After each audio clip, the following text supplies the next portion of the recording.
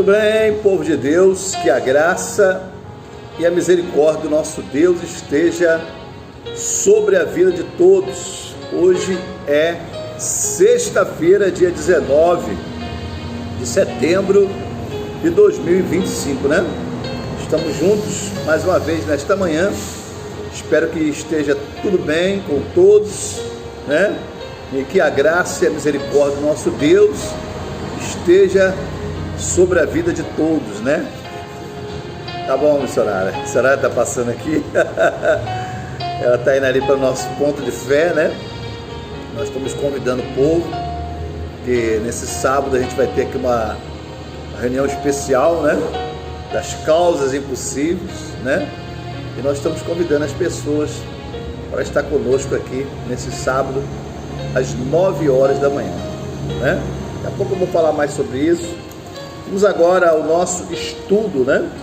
Estamos aqui estudando o livro de Atos dos Apóstolos, né? Atos dos Apóstolos. E hoje nós vamos estar falando, você sabe que ontem nós falamos sobre a conversão, né, de Saulo, a visita de Ananias a Saulo, né? Que ele voltou a ver, foi cheio do Espírito Santo. E ontem, na verdade, nós começamos a falar sobre a pregação de Saulo, né, em Damasco. E hoje nós vamos dar continuidade aqui no capítulo 9, versículo 26, quando Saulo ele chegou em Jerusalém, né, e em Tarso, e lá também ele foi apresentado aos apóstolos e pregou ali o Evangelho de Cristo, né? Vamos orar. Meu Pai, em nome de Jesus, abençoa esse estudo que nós estamos realizando, Pai, do livro de Atos dos Apóstolos, e as pessoas que têm acessado, meu Pai, essas lives, que elas possam ser edificadas e possam aprender mais acerca da Tua Palavra, acerca do Teu querer, acerca do Teu Evangelho, Pai, em nome de Jesus. Graças a Deus. Olha, pega o seu copo com água, o meu já está preparado aqui, vou deixar aqui, ó, na mesa, e daqui a pouco nós vamos estar orando em seu favor, ok? Então vamos lá. Atos capítulo 9, a partir do versículo 26. Tendo chegado a Jerusalém, baixa só um pouquinho aqui. Tendo chegado a Jerusalém, procurou juntar-se com os discípulos. Todos, porém, o temiam, não acreditando que ele fosse discípulo, porque você está lembrado que o Saulo ele perseguia os cristãos, né? E o povo estava meio com o pé atrás com ele, né? Quando viu ele, falou, não, esse camarada aí não é discípulo não, né? E a Bíblia diz que todos temiam ele. Mas Barnabé, tomando consigo, levou aos apóstolos e contou-lhe como ele vira o Senhor no caminho, e que este lhe falara, e como em Damasco pregara ousadamente em nome de Jesus. Então o Barnabé teve que tomar a frente ali e falar, né, o que tinha acontecido com ele, como é que foi o encontro dele com Jesus, né, e que ele já estava pregando Jesus com ousadia, com autoridade, com firmeza, né? Estava com eles em Jerusalém, entrando e saindo, pregando ousadamente em nome do Senhor. Falava e discutia com os helenitas, mas eles procuravam tirar-lhe a vida. Tendo, porém, isto chegado ao conhecimento dos irmãos, levaram-no até Cesareia, e dali o enviaram para Tarso, né? Tiraram ele dali porque tinha pessoas que queriam tirar a vida dele, né? E aí, no versículo 31 diz: a igreja, na verdade, tinha paz por toda a Judéia, Galiléia e Samaria, edificando-se e caminhando no temor do Senhor e no conforto do Espírito Santo, crescia em número. Então, a igreja tinha paz, pelo menos nessas 3 cidades aqui, a igreja tinha paz, né? Para buscar o Senhor, para os apóstolos pregarem, e eles iam o quê? Se edificando, eles iam se fortalecendo na presença do Senhor. E a Bíblia diz que eles cresciam em número, ou seja, mais pessoas se convertiam ao Evangelho de Cristo, né? Mais pessoas assumiam a fé em Jesus Cristo. Passando Pedro por toda parte, descia também aos santos que habitavam em Lida. Encontrou ali certo homem chamado Enéas, que havia 8 anos jazia de cama, pois era paralítico, né? Disse-lhe Pedro: Enéas, Jesus Cristo te cura. Levantou-se levanta-te e arruma o teu leito. Ele imediatamente se levantou, né? Ele imediatamente se levantou. Viram-no todos os habitantes de Lida e Sorona, os quais se converteram ao Senhor. Então, quando os habitantes, você vê como é que estava o coração do povo, né? O coração do povo naquela época, né? O que acontece? Quando eles viram aquele homem sendo curado, né? A Bíblia diz aqui que o Ananias, ele era paralítico, né? Ele era um homem paralítico, ou seja, não podia andar. E quando Pedro profetizou para ele, disse: olha, o Ananias, Jesus Cristo te cura, né? A Bíblia diz que quando as pessoas viram, os habitantes daquela cidade, da cidade chamada Lida e Sorona, viram o milagre, viram que aquele homem, né, se pôs de pé, começou a andar, né? A Bíblia diz que aquelas pessoas, elas se converteram ao Senhor, ou seja, elas passaram a crer que Jesus Cristo estava vivo e podia curar as pessoas, né? Você vê que dessa mesma forma o Senhor tem agido nos dias de hoje, curando, libertando muitas pessoas. Mas você sabe que nem todas as pessoas que veem os milagres acontecendo, elas passam a crer e se converte. Às vezes até a própria pessoa que recebeu o milagre não se converte. Você vê que a dureza de coração nos nossos dias está muito grande, né? Está muito grande. Nós não podemos generalizar, dizer que todas as pessoas vão agir assim, mas a grande maioria recebe os benefícios do Senhor, recebe livramento, recebe cura, mas não se volta para aquele que trouxe ali aquele milagre, que livrou aquela pessoa do momento até da morte, né? No momento de morte, o Senhor traz o livramento e muitos não reconhecem que foi o Senhor.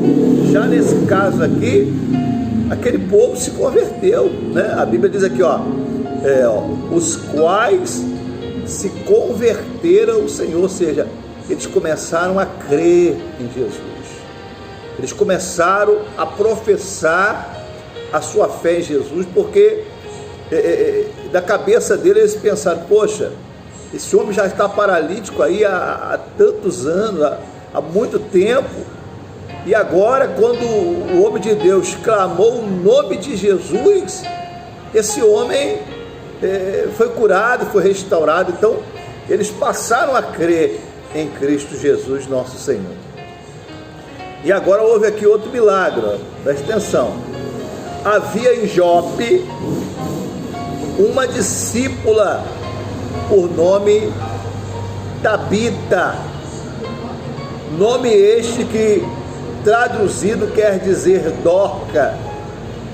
Era ela notável pelas boas obras e esmolas que fazia. Então, essa mulher era uma mulher boa, né? Uma mulher que tinha misericórdia das pessoas, que ajudava, né? Procurava fazer o bem e ajudar as pessoas. Ora, aconteceu naqueles dias que ela adoeceu e veio a morrer. Presta atenção. E depois de a lavarem, puseram-na no cenáculo. Como Lida era perto de Jope,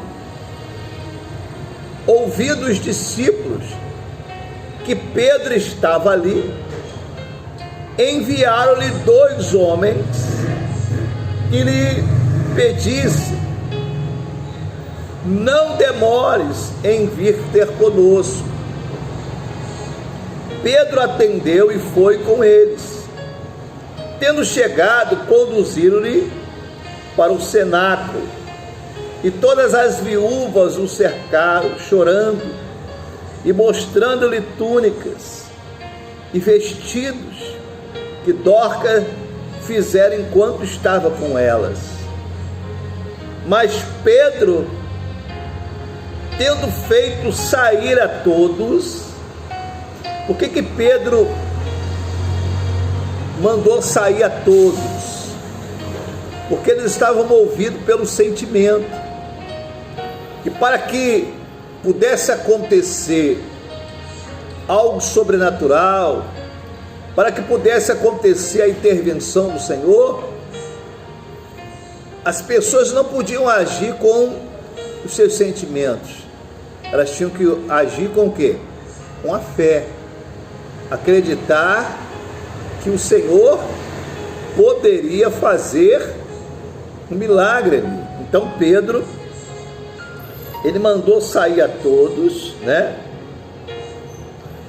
E pondo-se de joelho, orou, e voltando-se para o corpo, disse: Tabita, levanta-te. Ela abriu os olhos e, vendo a Pedro, sentou. Maravilha, né?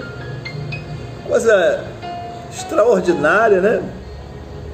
Umas simples palavras que Pedro disse para ela, cheio do Espírito Santo, cheio de fé, e a mulher sentou, né? Primeiro abriu os olhos e, vendo a Pedro, sentou-se. Coisa gloriosa, né? Ele, dando-lhe a mão, levantou-a e, chamando os santos, especialmente as viúvas, apresentou a viva. Imagine a alegria daquelas pessoas, né? Daquelas viúvas, amigas da Dorca, né? Imagine só a alegria que elas ficaram, e a fé, né? Porque depois desse milagre, eu creio que a fé delas em Cristo aumentou mais ainda. Então, nós podemos concluir uma coisa: por que o Senhor ele realiza os milagres, né? Primeiro porque ele é poderoso, né? E segundo, é para que a fé da pessoa em Cristo possa se aumentar, possa se solidificar em crer que só Ele tem poder para fazer tal coisa, né? Tal milagre, tal ação divina, né? Uma simples palavra de Pedro fez com que aquela mulher voltasse à vida, né? Ele deu uma ordem, né? Podemos dizer assim, ó: Tabita, levanta-te. Olha o que ele falou. Levanta-te, mulher. Olha que glorioso, né? Aí diz mais assim, ó: ele, dando-lhe a mão, levou-a e, chamando os santos, especialmente as viúvas, apresentou-a viva. Isto se tornou conhecido por toda Jope, e muitos creram onde? No Senhor. Olha o que nós acabamos de dizer aqui, que o Senhor realiza os milagres para as pessoas crerem nele, né? Para as pessoas se voltar para ele, para as pessoas acreditar nele. Pedro ficou em Jope muitos dias, em casa de um curtidor chamado Simão. Diga glória a Deus. Você vê que coisa bacana, né? Isso aqui é o que nós estamos falando para você. Esse é o Evangelho. Esse é o Evangelho simples, vivo, sem nenhum tipo de barganha, sabe? Simplesmente a ação do poder de Deus atuando, sem a pessoa precisar pagar nada para receber nada. Não é como o Evangelho que nós temos visto nos dias de hoje, de barganha, que se a pessoa não der tal coisa, ela não vai receber o que ela quer. Não é esse o Evangelho que o Senhor deixou na terra, né? Nós estamos vendo aqui a ação do poder de Deus, do Senhor Jesus, através dos seus apóstolos, dos seus discípulos, né? Pessoas sendo curadas, pessoas ressuscitando, né?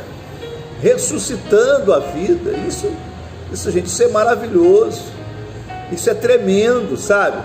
Pastor, será que nos dias de hoje é possível acontecer isso? Sim, é possível. É possível acontecer se houver uma fé, né? Se não houver dúvida, se não houver dureza de coração. Às vezes, muitas das vezes que Jesus, até mesmo os apóstolos, chegaram em determinados lugares, profetas, né, da Bíblia, e foram realizar determinados milagres, ele mandou as pessoas saírem do local, né, dentro do quarto, da onde a pessoa estava, né, ali doente, ou talvez até mesmo morta, né, como foi lá a filha de Jairo, né? E quando ele chegou na casa, ele disse: olha, essa menina não morreu, ela está dormindo. Então todo mundo começou a rir da cara dele. Todo mundo começou a rir, com deboche, com incredulidade, né? Porque não acreditavam no Senhor Jesus. E quando a pessoa não acredita, ela debocha, ela duvida. E aí o que Jesus fez? Mandou que todos saíssem dali, pegou o pai e a mãe da menina e levou junto com ele e alguns poucos discípulos, né? E ali fez o milagre. Então, às vezes, nós temos que nos afastar das pessoas que nos atrapalham. Nos atrapalham em quê, pastor? Em crer. Tem pessoas que só atrapalham os outros. Ela não crê, ela não confia, ela não acredita no poder do Senhor Jesus, ela não acredita que Deus pode agir na sua vida de uma forma sobrenatural, se você crê, e às vezes ela quer colocar até dúvida. Então, às vezes você tem que se afastar dessas pessoas, né, para poder receber aquilo que Deus tem preparado para a sua vida, né? Hoje há muita incredulidade, inclusive até muitas das vezes entre os próprios irmãos em Cristo, há muita incredulidade, porque há pessoas que acreditam que Jesus já não faz mais milagre, como fazia no passado, e ele continua fazendo milagre. O que mudou então, pastor? Sabe o que mudou? O coração da pessoa se endureceu cada vez mais, né? O coração das pessoas estão endurecidas para receber o Evangelho, para receber a direção de Deus, para receber, sabe, uma palavra. Tem pessoas que elas não querem, elas dizem assim: eu não vou perder meu tempo dentro de igreja, eu não vou perder meu tempo. Então ela acha que buscar uma direção de Deus é perder tempo, e aí ela vai tendo uma vida cada vez o quê? Mais difícil, né? Mais pesado. E o Senhor Jesus diz o quê? Vinde a mim todos vós que estão cansados, sobrecarregados, que eu vou aliviar. Então o Senhor está chamando as pessoas para poder aliviar, para tirar a depressão, para tirar os vícios, para tirar a angústia, a tristeza, sabe? Para tirar os laços que dominam e amarram a vida das pessoas. Então, confie em Cristo Jesus e creia, Ele ainda realiza milagres. É só você crer, ok? Então, vamos orar agora. Pega aí o seu copo com água e vamos entrar em oração em nome de Jesus.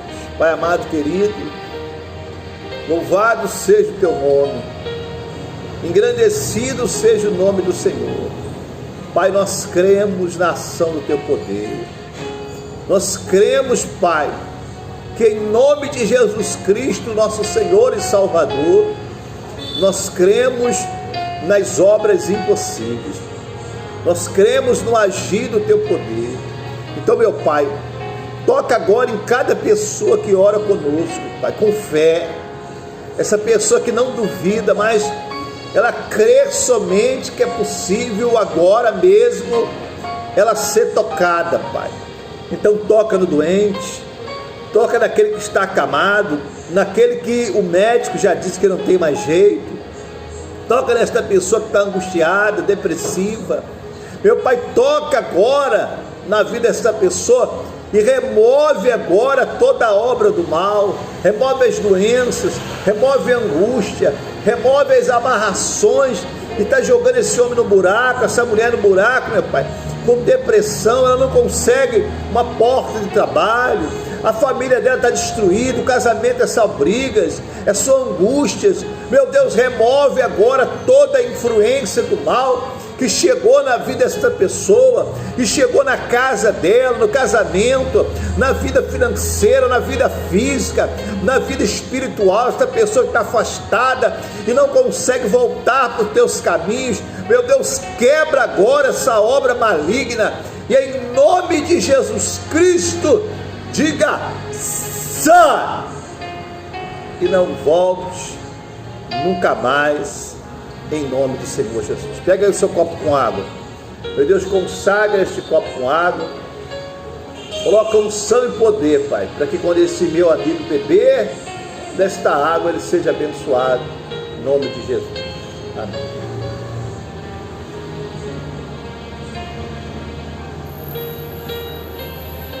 Beba aí a sua água, seja abençoado pelo poder de Deus, em nome do Senhor Jesus. Graças a Deus. Olha, povo de Deus, hoje é sexta-feira.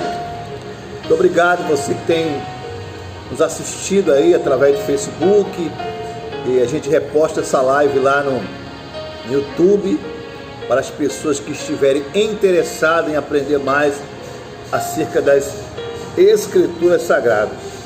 Na terça-feira nós vamos estar voltando, se assim o nosso Deus nos permitir, aqui com esse estudo do livro de Atos dos Apóstolos, e nós vamos falar sobre o centurião Cornélio, né? Atos capítulo 10, na terça-feira, tá ok? Hoje é sexta, estamos orando pela libertação, às 15 às 19 horas, estamos aqui hoje apóstolos, orando pela libertação, e neste sábado, especialmente neste sábado, nós vamos dar início à campanha de bênçãos aqui no quilômetro 32, a maior campanha de bênçãos aqui no quilômetro 32, sábado das causas impossíveis. Então, se você está recebendo essa live das proximidades aqui do nosso templo, saia da onde você estiver e venha estar conosco. Será às 9 horas da manhã. Escreva o seu pedido, né, que aos olhos humanos parece impossível.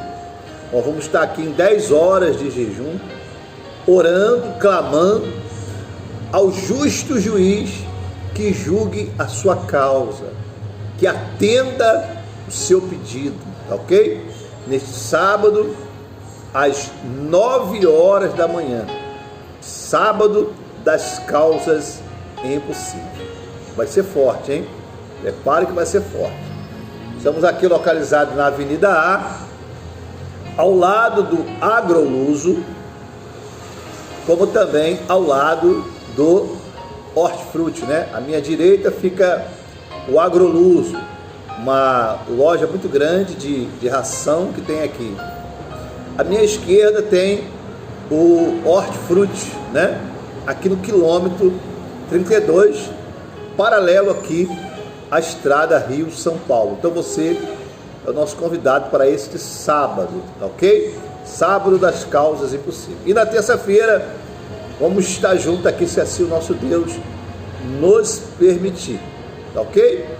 Deus abençoe a todos, fique na paz. E se você quiser enviar alguma contribuição para estar nos ajudando aqui na obra do Senhor, está aí na tela do seu vídeo o nosso Pix, tá ok? Deus abençoe a todos abundantemente, fique na paz, fique com Deus.